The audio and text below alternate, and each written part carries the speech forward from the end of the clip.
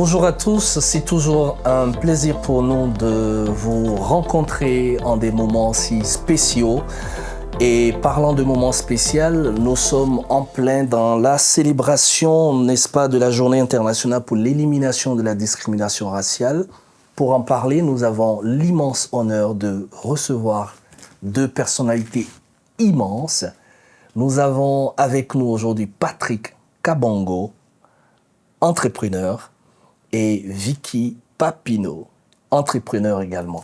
Chers invités, l'objectif pour nous est de parler du vivre ensemble et de parler de comment est-ce qu'on parvient progressivement dans son quotidien à aller au-delà de certaines barrières qui, pour beaucoup d'entre nous, sont présentées comme des barrières discriminatoires.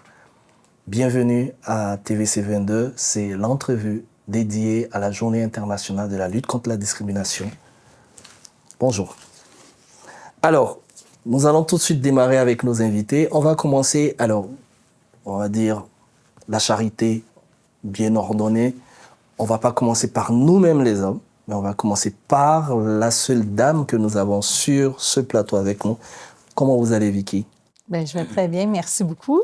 Alors, Vicky, je sais que vous êtes bourrée d'activités, bourrée d'expériences, et c'est nous qui sommes honorés de vous recevoir. Mais pour nos téléspectateurs de TVC 22, je souhaiterais qu'on puisse commencer par vous présenter à eux. À vous donc de vous présenter, Vicky. Absolument, Qui merci. est Vicky Papineau? Oh, c'est une humaine très complexe.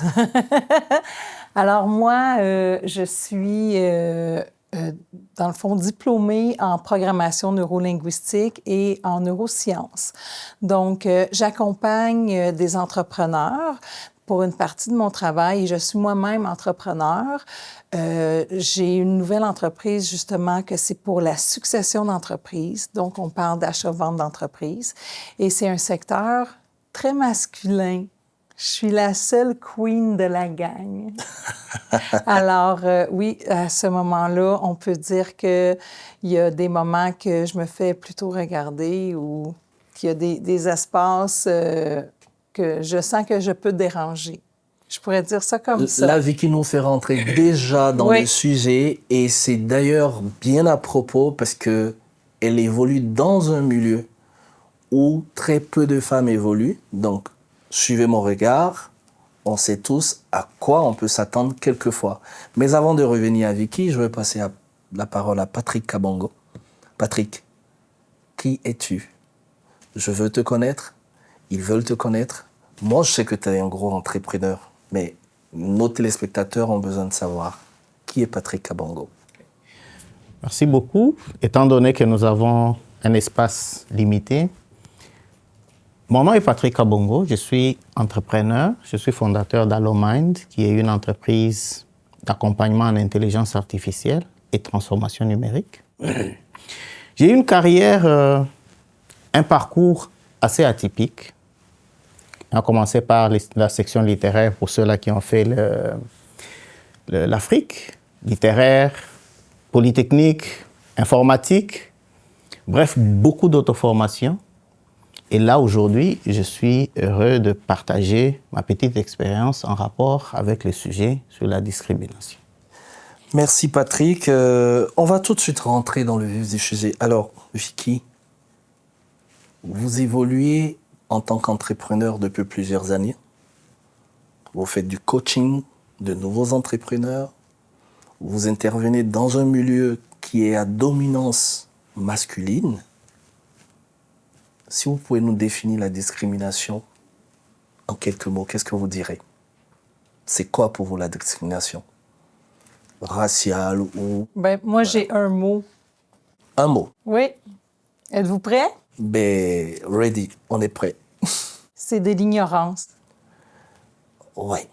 Vicky Ouais. nous dit c'est de l'ignorance. Je vais demander à Vicky de développer un peu plus.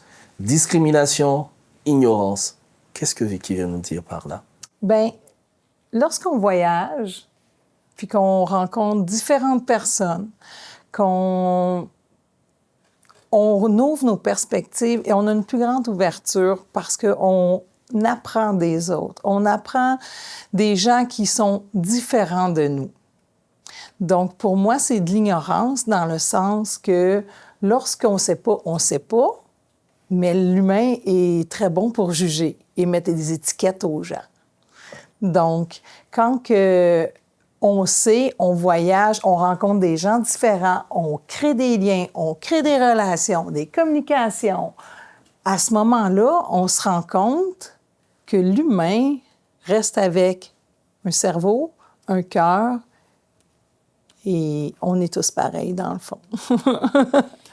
Mais Vicky l'a dit, on va tout de suite poursuivre avec Patrick. Patrick, Vicky vient de nous dire un peu comment est-ce qu'elle décrit la discrimination comme en fait une ignorance qu'on peut malheureusement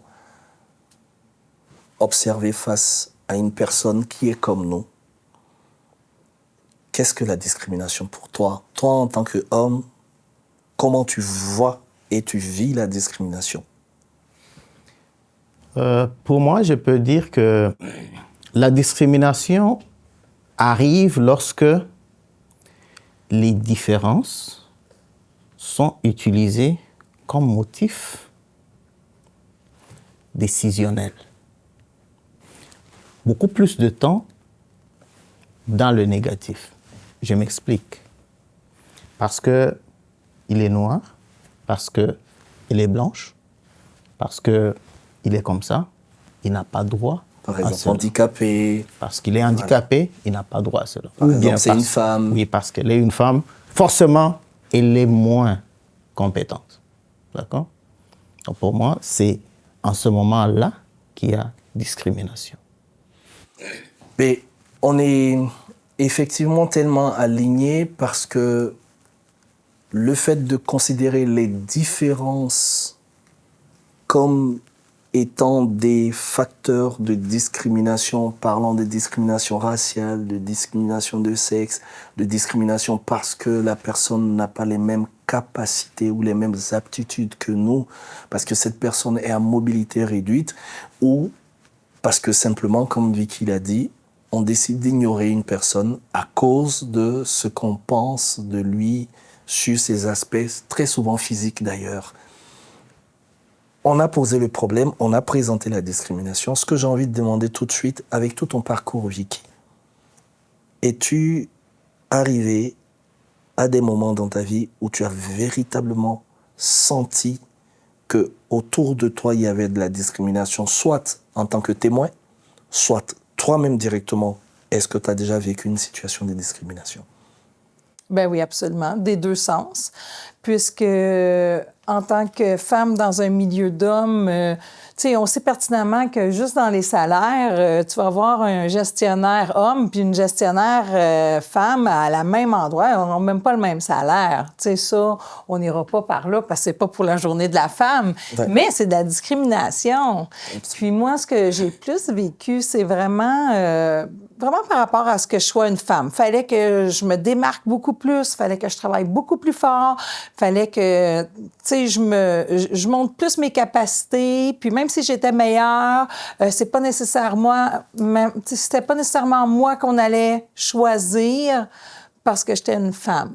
Et donc, avant de passer à Patrick, est-ce qu'au final, Vicky, le fait que tu aies été quelquefois confrontée à des situations discriminatoires t'ont permis ou t'a permis à te dépasser, à te surpasser pour pouvoir prouver qu'on devait te regarder pour tes compétences et non pour qui tu es physiquement? Oui, et il y a aussi un lâcher-prise à faire dans tout ça, puisque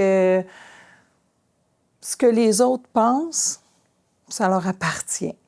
Si eux pensent que je suis pas compétente puis qu'ils ne m'engagent pas pour ce mandat-là, ben moi, ce que je suis rendue dans ma vie, c'est que je choisis mes mandats. Avant, plus jeune, j'avais moins de choix parce que j'avais moins de compétences et d'expérience et tout. Mais à ce moment-ci, si je vois que je ressens qu'il y a un petit quelque chose puis que je dois démontrer plus que quelqu'un d'autre, je lâche prise.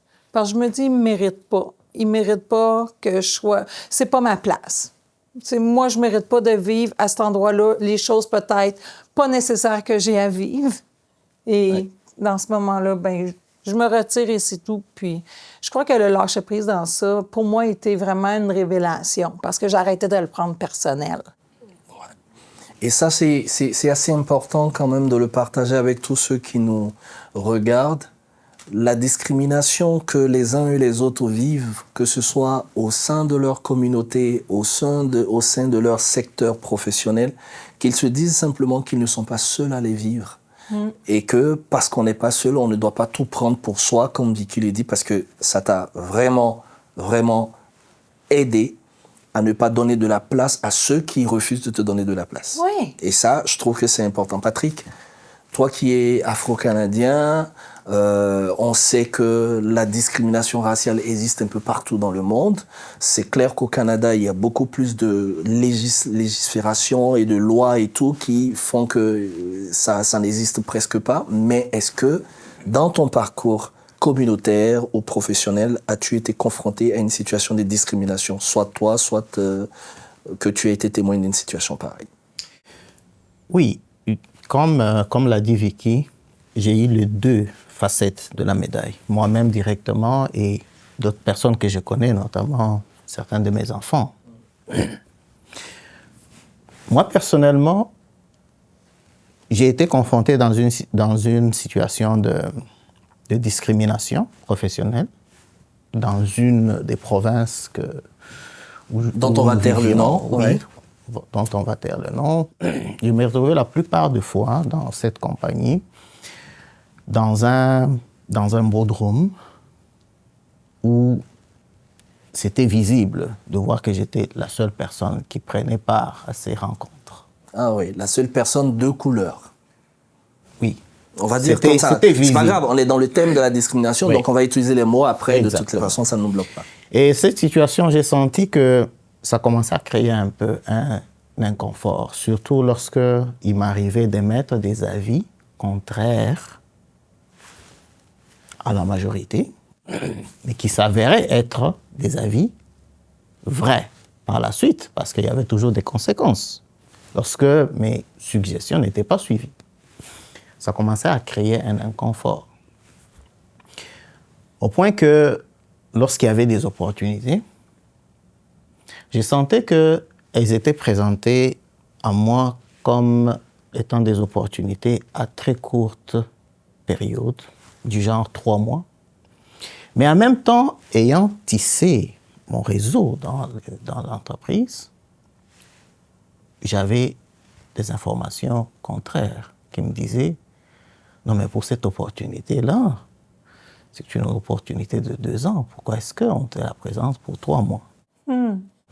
C'est quand j'ai commencé à voir ce feedback de mes informateurs que j'ai commencé à réfléchir un peu. Au tout début, tout naïf que j'étais, je me disais, bon, sûrement que la compagnie est en train de rencontrer des problèmes financiers, comme on me l'a présenté.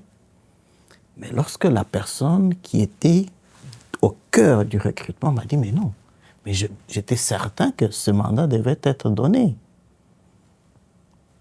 Et ça s'est passé à 2 reprises. C'est là que je me suis dit, il y a quelque chose qui va pas. Il y a quelque chose. Et Patrick, c'est... Oh, je retiens 2 choses tout de suite assez intéressantes. Vicky dit lâcher prise.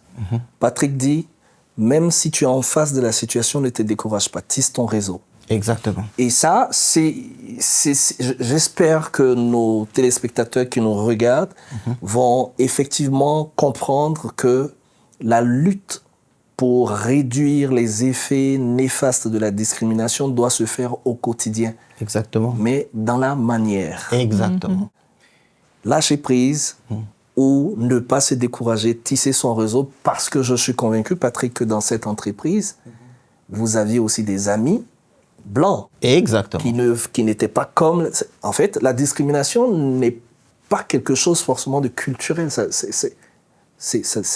Chacun porte sa discrimination. C'est comme l'a dit Vicky, c'est vraiment de l'ignorance, quoi. Ouais. Et les personnes, dans mon réseau d'informateurs, les personnes qui me donnaient l'information, n'étaient pas forcément des gens de même couleur que moi. Et oui, c'est ça. Et c'est là où c'est intéressant. Et c'est ça qui me frappait, quoi. C'est ça. Et lorsque la situation s'est répétée 2 fois, À la 3e fois, j'ai dit, ça y est. J'ai dit à mon épouse, écoute, il est peut-être temps de quitter cette province. Et le lendemain, sans aucun emploi en Ontario, j'ai pris mes clics et claques. Je suis venu en Ontario pour refaire ma vie. Hey, t'as bien fait, on s'est rencontrés. Ah, mais bien sûr. Et bravo Patrick, parce que c'est ça qu'il faut qu'on comprenne tous. Toutes les expériences nous donnent un coup d'accélérateur dans notre maturité à faire les choses. Il faut juste prendre le bon côté. Et c'est pour cela que je vous pose la question de savoir, pour vous, est-ce que dans une entreprise, la discrimination peut être un facteur de ralentissement de l'évolution de cette entreprise, tant au niveau économique qu'au niveau social? Est-ce que la discrimination pourrait être vraiment un frein pour une entreprise qui a pour ambition de grandir, Vicky? Absolument. Et comment, selon toi? De un, c'est du team building. Si tu as quelqu'un qui est raciste de quelque point que ce soit envers un autre employé, déjà là, tu as un frein à ton entreprise parce que tout le monde va être moins productif. Ça va créer des conflits de communication, ça va créer des conflits au sein de l'entreprise. Tu vois, des fois, c'est des petites entreprises, des fois, c'est des plus grosses entreprises que c'est rendu des RH. Si c'est plus gros, c'est pire parce que c'est mis sous sourdine. C'est difficile de savoir dans une grosse entreprise que M. X ici, il fait de la discrimination envers M. Y ou Mme Y là. Ouais. Donc, plus c'est petit, c'est concis, plus que le propriétaire de l'entreprise, l'entrepreneur va se rendre compte qu'il y a quelque chose qui se passe, puis que là, il peut régler le problème directement. Mais une plus grosse entreprise, moi, j'ai vu des grosses entreprises qu'il n'y avait aucune idée de ce qui se passait. Puis, tu sais, c'est géré par des RH, puis des RH qui n'ont aucune idée de ce qui se passait. Tu sais, c'est... Ça veut dire que des grosses institutions, oui. Ça va être moins freiné parce que c'est plus individualiste. Ils ont moins de productivité d'équipe, disons-le comme ça. Mais c'est sûr que ça freine. Oui, ça freine quelque part, c'est sûr. Mais c'est clair que même quand on est une grosse institution, on évolue forcément par département, par service, par sous-service, par section. Donc, mais ça vient du micromanagement, puis le micromanagement, si la personne qui micromanage est raciste, ça va pas bien. Ça va, exactement. Donc, ça dépend, c'est à quel niveau. Si c'est entre 2 employés, puis que la personne qui manage tout ça, elle voit pas... Tu sais, il y en a beaucoup qui font l'autruche, hein? Oui, absolument. Moi, je suis la fille qui va rentrer en entreprise parce que, tu sais, je fais des formations pour des gens qui commencent des entreprises, mais je vais aussi dans des entreprises très bien établies et tout. Puis moi, quand que je rentre, puis que moi, ils ne savent pas qui je suis. Fait que je me promène. Puis là, moi, je suis nouvelle. J'ai le pouls. J'entends, j'écoute, je vois que là, ça grince. Et, tu sais, il y a quelque chose qui se passe entre ces 2 personnes-là. Puis des fois, la personne qui est en charge ne le sait même pas. Alors, Patrick, est-ce que tu penses donc que l'apport d'une direction dans une entreprise est important pour pouvoir canaliser tout ça? Parce que je pense aussi que tout est une question de charte. Si les gens peuvent c'est clair que ça ne va pas annuler entièrement le problème, mais plus peut-être on met des systèmes, des stratégies en place, mieux on va pouvoir peut-être encadrer aussi cette situation. Est-ce que une entreprise où l'on vit la discrimination et que ça se sait quelquefois et qu'on ne réagit pas, est-ce que la responsabilité revient aussi aux responsables de cette entreprise? Et qu'est-ce que ces responsables-là doivent faire pour éviter, prévoir que ce type de situation ne vienne pas freiner l'évolution de l'entreprise? Je voudrais amener ici un aspect important de la discrimination, que c'est un mindset, en fait. Lorsque quelqu'un développe des attitudes discriminatoires à l'endroit d'une personne, ce n'est pas nécessairement à l'endroit de la personne. En fait, c'est un mindset qui fait que lorsque cette personne ne sera plus là, du fait que j'ai le mindset de discrimination, je vais chercher la prochaine victime parce que je me nourris de ça, en fait. Je comprends. En fait, la discrimination peut devenir gangréneuse dans la compagnie. Alors, à la question de savoir ce que les dirigeants doivent faire, les dirigeants doivent annoncer leur couleur, parce que c'est pour ça qu'ils sont là. On dit qu'ils sont dirigeants, qu'ils montrent la direction à suivre. C'est là que les politiques d'entreprise deviennent utiles. On dit, dans notre entreprise, nous ne tolérons pas de discrimination. En cas de discrimination, voici les sanctions qui peuvent aller jusqu'à la résiliation du contrat. On le sait. De telle manière que la personne qui a ce mindset de discrimination, il l'a fait avec un individu, Patrick, qui a dit, bon, je lâche prise, je quitte la compagnie. Mais qu'est-ce qui arrive avec Patrick qui a quitté la compagnie? Il devient un ambassadeur de cette compagnie.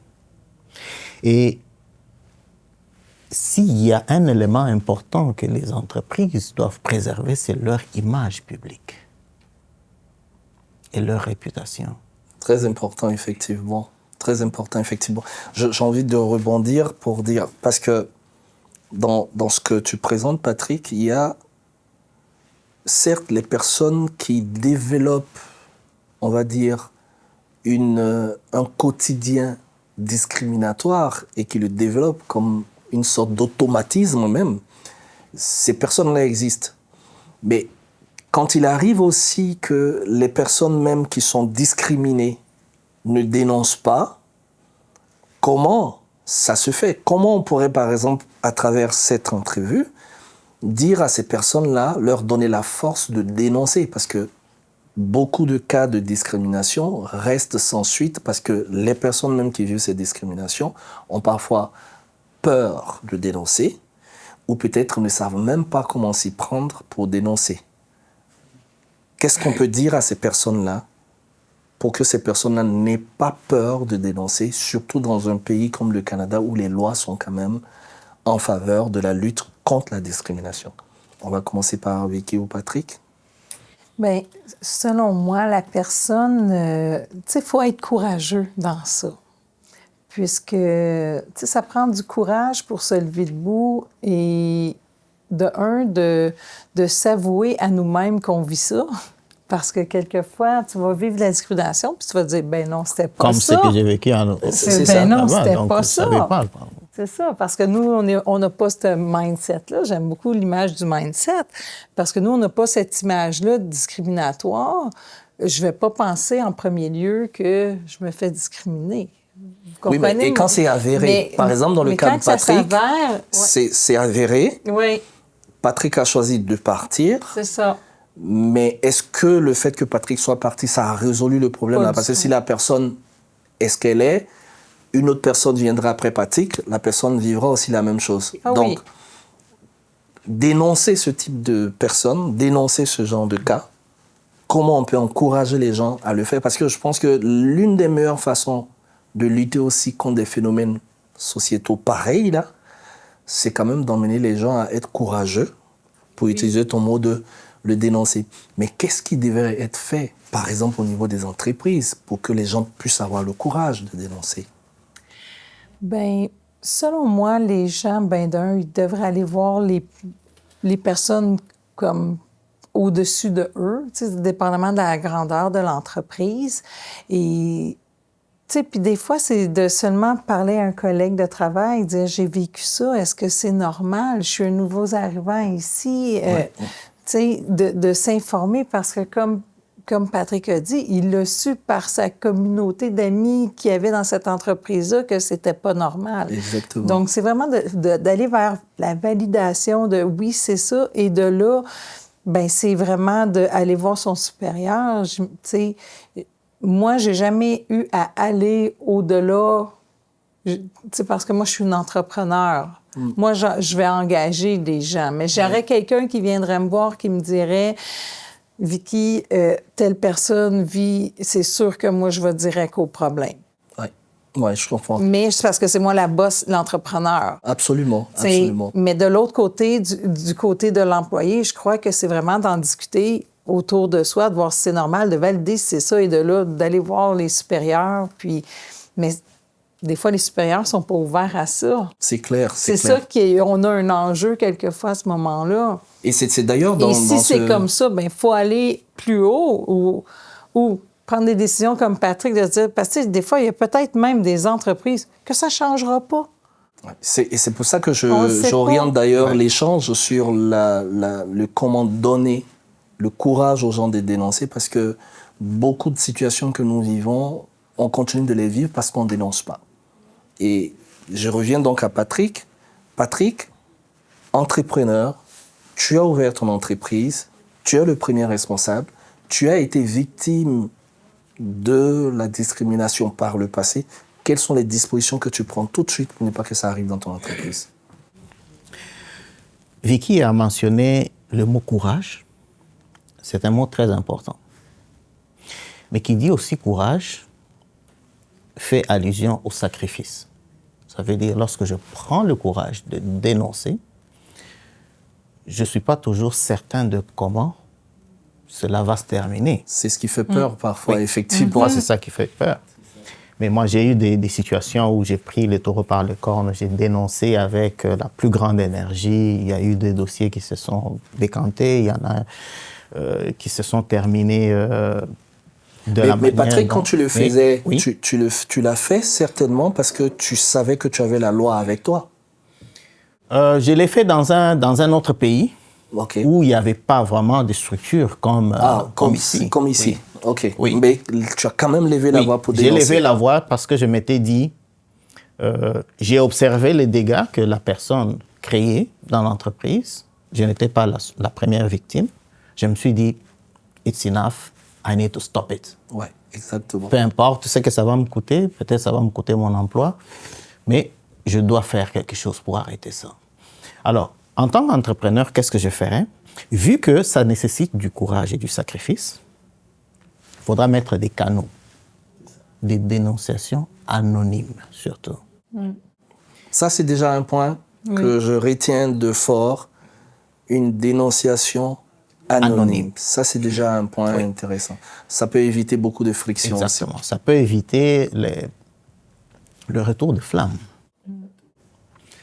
Et ça permettra que, en tant qu'entrepreneur, lorsque tu reçois ces genres de feedback anonymes, tu te dis, je dois investiguer. Exactement. Et là, si moi-même, je suis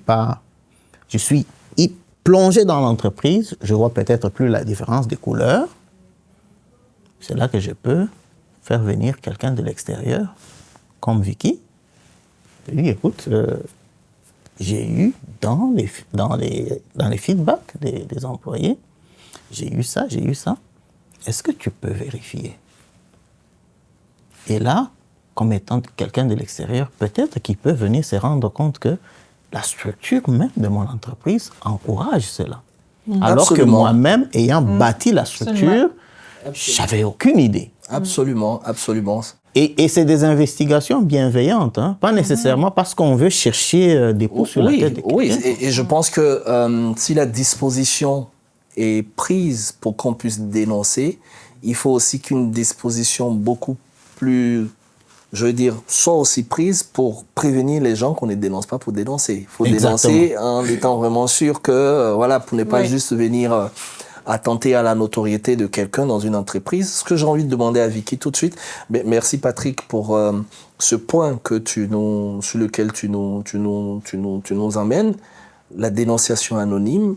Donc la possibilité effectivement que ceux qui sont à la tête des entreprises prennent le temps d'investiguer quand cela est nécessaire, parce que c'est eux de toutes les façons qui ont la décision finale. Et je reviens donc à Vicky pour demander, est-ce que toi en tant que coach, penses-tu que dans le fait de former des nouveaux entrepreneurs, il y a une nécessité, dans un pays comme le Canada où la diversité est de mise, d'intégrer dans cette formation la nécessité de lutter contre la discrimination?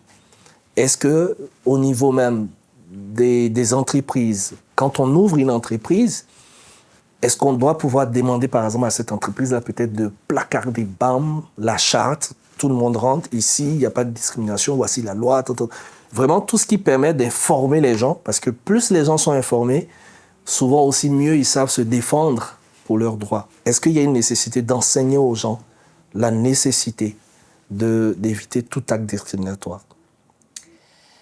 C'est sûr que c'est un bon point.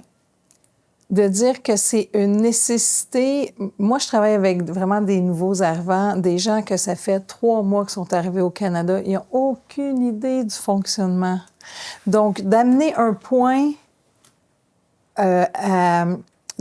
mettons, comme tu amènes dans une formation que moi je donne, je pense que je leur ferais peur. Ouais.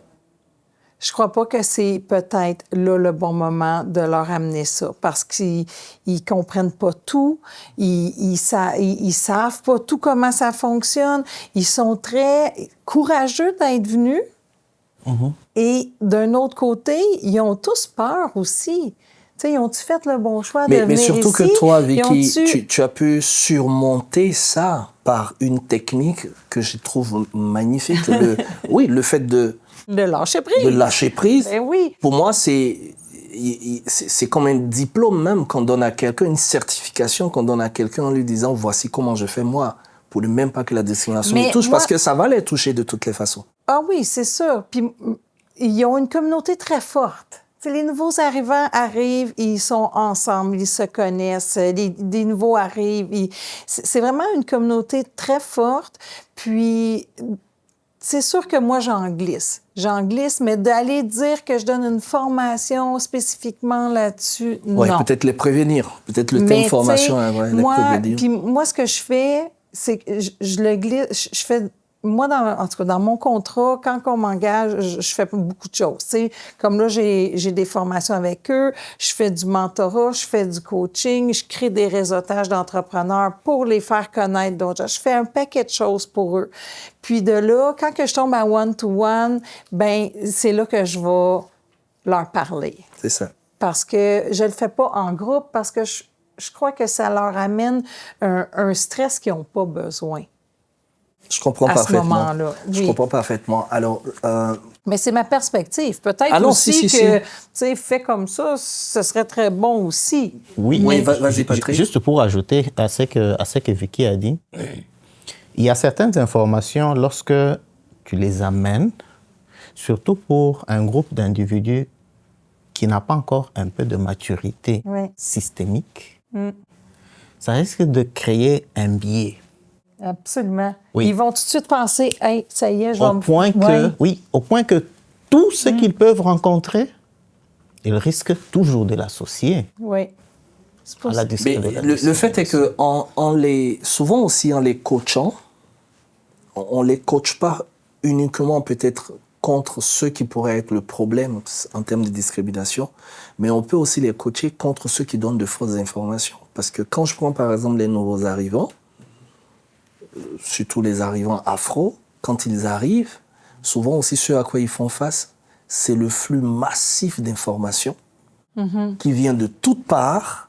Et à un moment donné, si tu n'as pas la chance d'avoir une coach comme Vicky, mais tu en entends ici, tu en entends là, tu en entends ici, et au final, tu ne sais même plus où appliquer.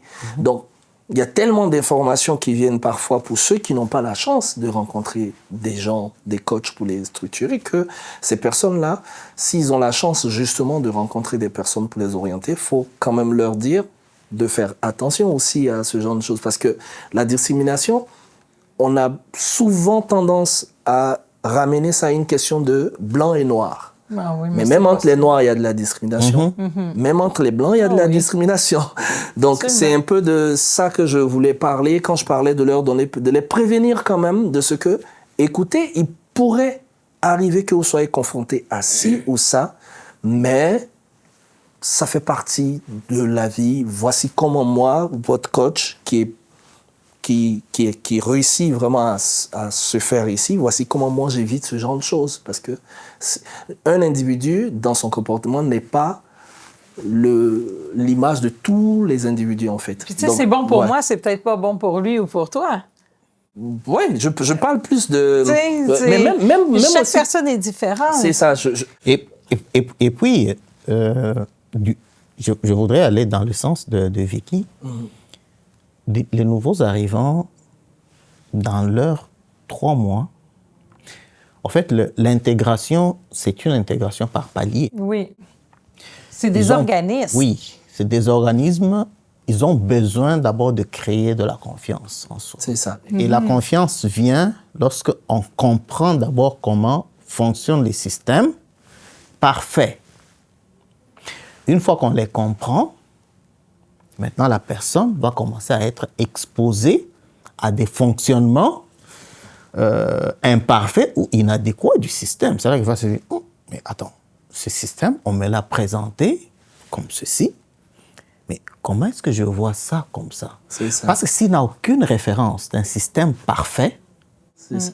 tu peux beau crier de la discrimination, comprendra rien du tout parce que ça fait partie des conversations très difficiles. Oui. Exactement. C'est ça, c'est pas un point de conversation que tu vas avoir avec des nouveaux arrivants dès que tu les rencontres. Parce que c'est tabou, à quelque part, la discrimination. Oui. Là, on dirait que de plus en plus, les gens vont plus en parler, ils vont plus, tu sais, même avec on voit des gens qui sont autistes, que ils sont engagés. Il y a des ressources pour ces gens-là qui peuvent trouver des emplois pour eux. Ça a explosé l'évolution de tout ça à quelque part. Et c'est ça, moi, l'avantage que je trouve d'ailleurs au Canada, c'est qu'en fait, il y a des dispositions, des dispositifs pour tout le monde. Même les aveugles peuvent être pris en charge pour du boulot, pour avoir un travail et tout. Et c'est ça qui est merveilleux. C'est pour cela que, effectivement, quand on est face à quelques situations, je vais dire, isolées de discrimination, parfois ça peut surprendre parce que dans d'autres pays, on ne serait pas surpris. Mais dans un pays qui a fait de la diversité son socle, par moments, effectivement, ça peut paraître quelque chose de surprenant. Ça m'emmène à rentrer avec vous dans le débat, justement, des communautés. Pour que ce soit un peu plus clair dans la tête de tout le monde, il y a de la discrimination qui existe au sein des communautés, mais pas forcément des discriminations qui sont raciales. Est-ce que Vicky a déjà vécu de la discrimination? Alors, l'exemple que tu nous as donné en tant que femme, c'était tout autour de toi des personnes de même race que toi? Ou, ah bon? Oh oui. Donc, ça veut dire qu'en fait, même le fait qu'on soit de la même race, ça ne stoppe pas forcément certaines discriminations comme... Non, absolument pas. C'est pas pour moi, la discrimination, c'est vraiment une étiquette que quelqu'un va poser sur quelqu'un d'autre. Puis, ça peut être l'étiquette d'un handicap, d'une couleur, ça peut être même le fait d'avoir un accent. Tu sais même pas d'où qu'elle vient, elle a un accent, oh, ça y est, étiquette. Mais c'est comme qui dit ici mon ami, c'est des biais cognitifs que ces gens-là ont. Puis si on ces biais cognitifs-là, si on va plus côté neurosciences, qui est mon dada, c'est que dans le fond, ces gens-là, ils n'ont pas appris. Ils ont acheté ce biais-là, cette croyance-là, puis ils l'appliquent à tous les jours sans aller plus loin dans leur questionnement de dire c'est qui la personne derrière cette étiquette-là. Lorsque les gens vont pouvoir se mettre en relation ensemble sans mettre d'étiquette puis d'aller directement à l'humain, mon Dieu, quelle magnifique humanité nous aurons sur cette terre. Et c'est tellement bien dit, Vicky. Patrick, est-ce qu'il y a des formes de discrimination que nous vivons quand même au sein des communautés afro et que dont tu as été témoin ou que tu as déjà vécu? En fait, cette question est importante parce que mon souhait, c'est vraiment de briser dans l'esprit des gens les stéréotypes sur la discrimination. Discrimination ne veut pas dire forcément le blanc n'aime pas le noir ou le noir n'aime pas le blanc. Il y a tellement de formes de discrimination que parfois on passe sous silence des discriminations que nous-mêmes on opère chaque jour, même dans nos familles, même dans nos communautés. Alors, oui, c'est comme je l'ai dit à un moment donné, la discrimination c'est un mindset. Étant nouveaux immigrants au Canada, nous venons des pays qui ont une culture donnée. Dans cette culture, par exemple, on dit les gens de telle tribu C'est ça. sont comme ça, Ouais. les gens de telle ethnie sont comme cela. Mais lorsqu'on arrive au Canada, on peut emporter tous ces biais ici. Je pense qu'on les emporte. On même les la emporte. plupart du temps. Oui. Absolument. Ouais. Et lorsqu'on on ne fait pas d'efforts d'aller au-delà, parce qu'il faut des efforts conscients, on ne fait pas d'efforts d'aller au-delà de ça, on va amener de la discrimination dans nos propres communautés. Moi, j'ai été victime plusieurs fois, parce que j'ai beaucoup évolué dans nos communautés afro, hein, et je continue d'ailleurs.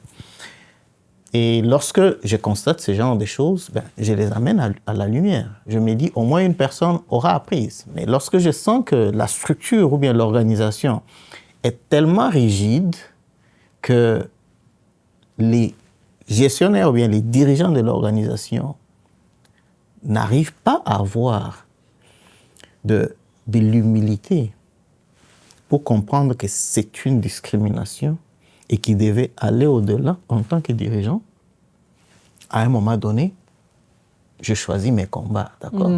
Absolument. Je me Absolument. dis, j'ai de l'énergie que je dois conserver, où est-ce que je la dirige pour les résultats? Mais avant de partir, je laisse un mémo, je dis, voici les choses que je n'ai pas appréciées dans la façon de fonctionner. C'est ça. On les prévient quand même. Oui. Ouais.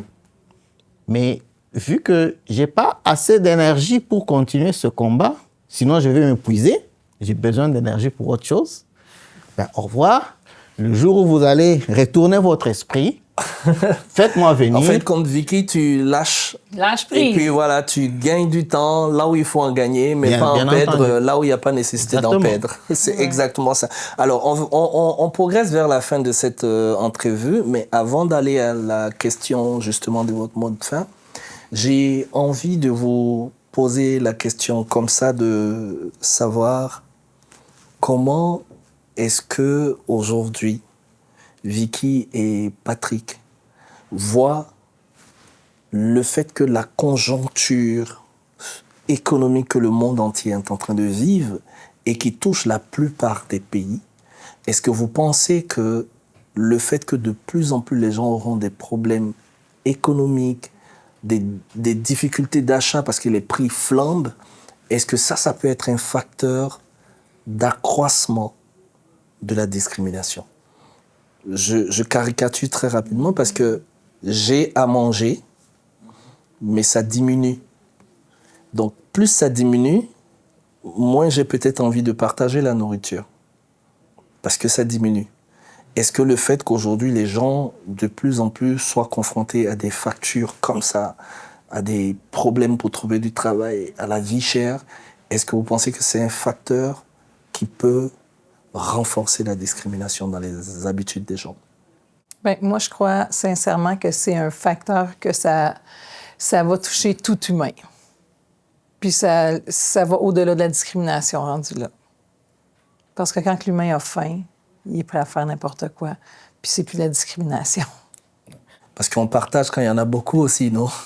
Quand il n'y en a pas à partager, ça peut réveiller des sens. Je veux dire, un père de famille... Moi, je crois pas que... Tu sais, comme...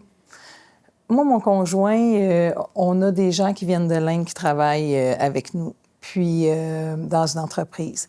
Puis, on a moins à manger, on va les aider à se nourrir pareil. Je crois que ça va avec qui ce que tu es, puis comment est-ce que tu es. En fait, la situation ne peut pas influencer ce qu'on est si on l'est vraiment. Bien, je crois que oui. Si tu es authentique à toi, puis si tu es une personne de cœur, puis si tu sais... Moi, je crois à la diversité. La diversité, c'est tellement beau, c'est tellement un grand apprentissage pour tout le monde. Tu sais, les gens, plus qu'ils se connaissent, nous sommes tellement séparés, puis d'être dans notre petite bulle d'humains, puis séparés, petite bulle entrepreneuriale, que moi, tout ce que j'essaye toujours de faire dans ma mission, c'est d'unir, faire des partenariats. Moi, je crois que si on est unis anyway. Ouais. On a un lien juste à communiquer Absolument. ici. Absolument. Tu sais, c'est une question. On est fait d'énergie. Einstein l'a dit. Nous sommes déjà en train de se partager de l'énergie ici. C'est clair. Donc, pour moi, si quelqu'un meurt de faim, je vais mourir de faim avec. Absolument. Absolument. Moi, je suis comme ça. Non, mais absolument. Alors, Patrick, avec toi, je vais poser la question autrement, mais c'est le même but. Avant, il semble qu'au Canada, bien avant, il y avait du boulot, beaucoup plus de boulot. Il semble que maintenant, avec le nombre de personnes qui arrivent, il y a de moins en moins de boulot. Est-ce que pour des communautés qui arrivent d'ailleurs, est-ce que ces communautés pourraient se renfermer un peu plus sur elles parce que sur le marché du travail, il y en a de moins en moins? Je fais une caricature également.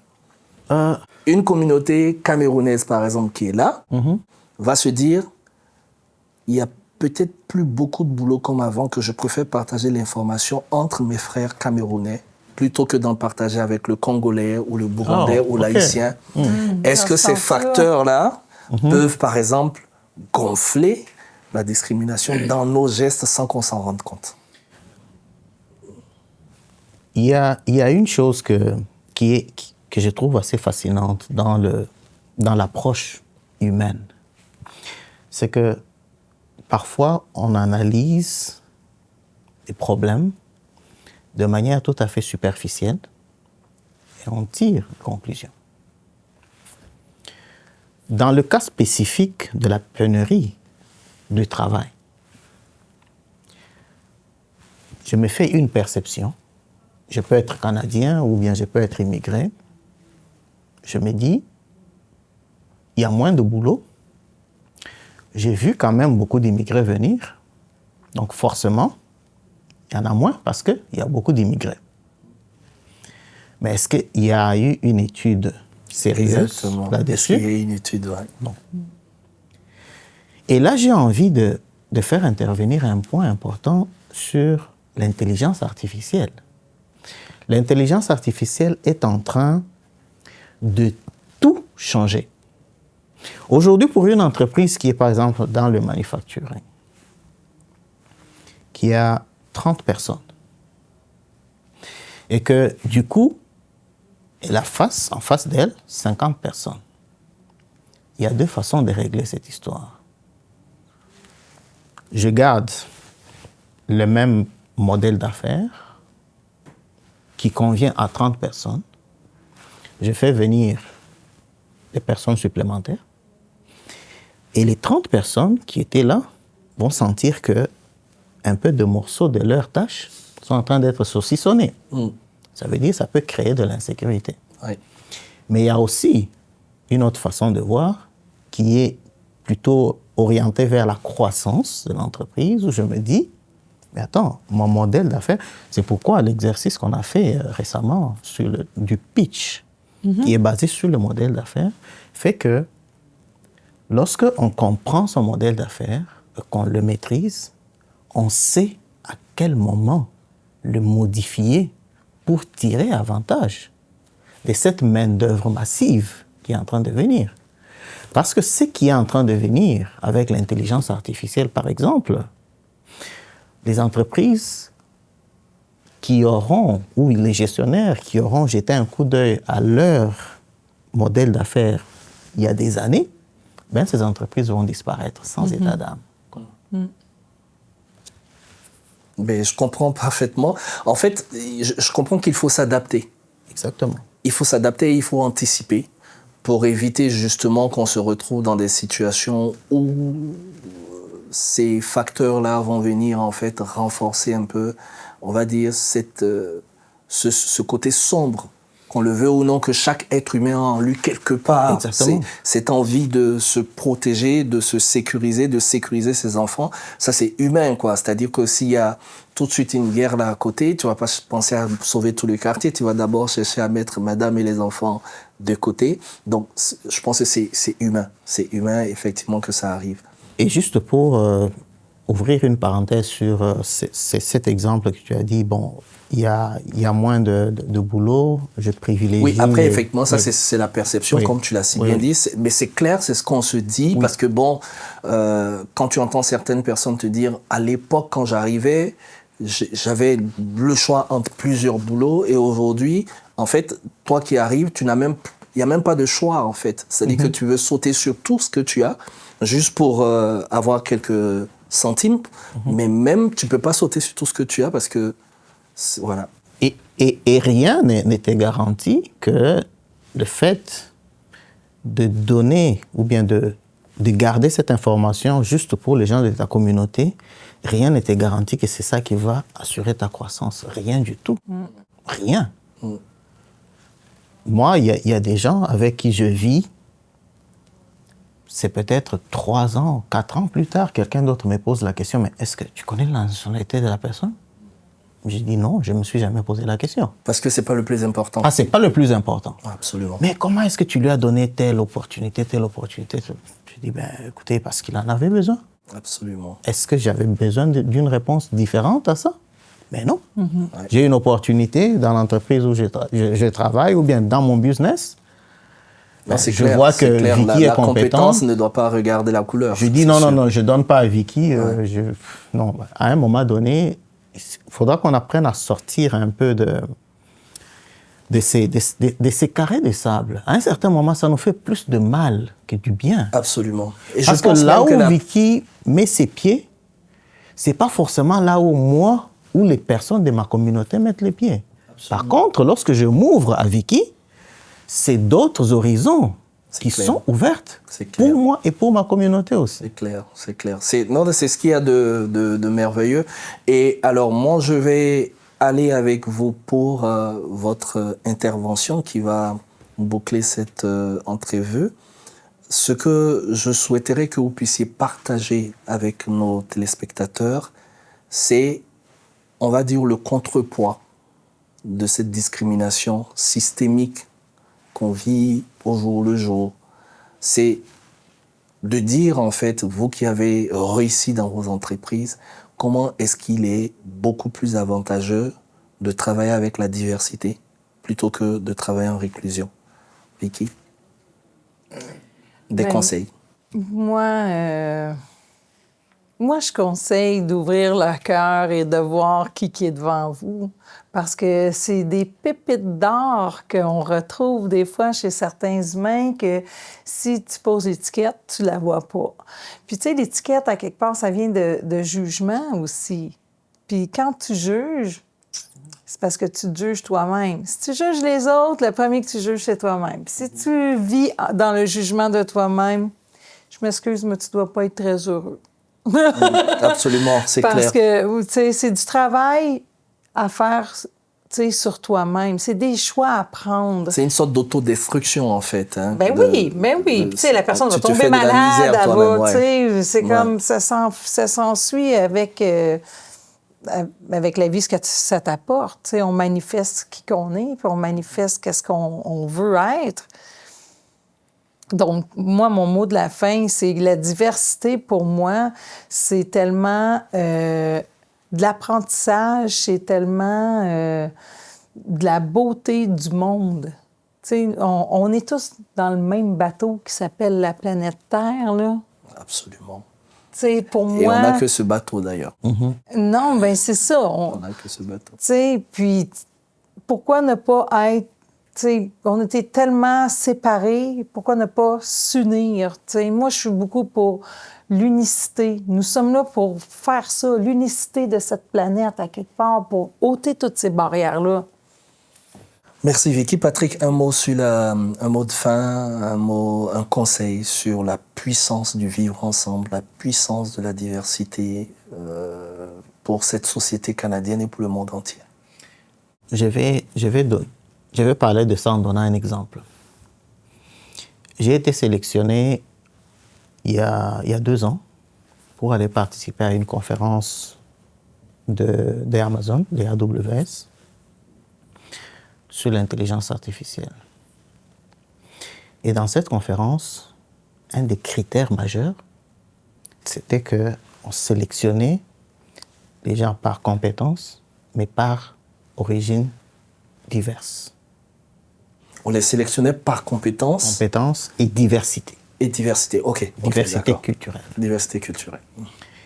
Et le voyage, l'hébergement, la nourriture et tout était pris en charge par cette organisation.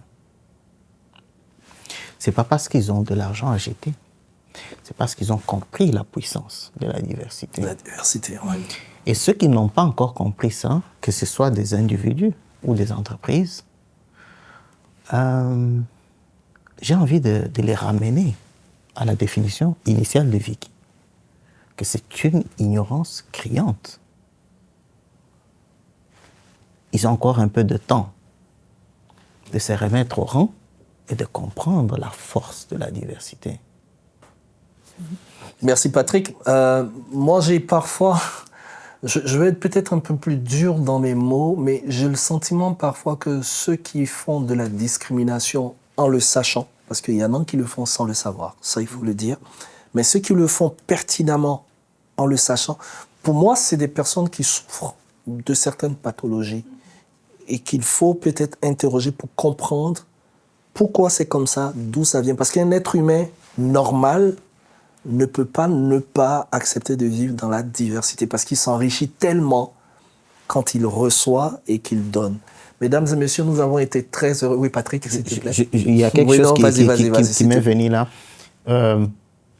Tu as posé une question à un moment donné de dire les immigrants, qu'est-ce qu'ils feraient pour aider?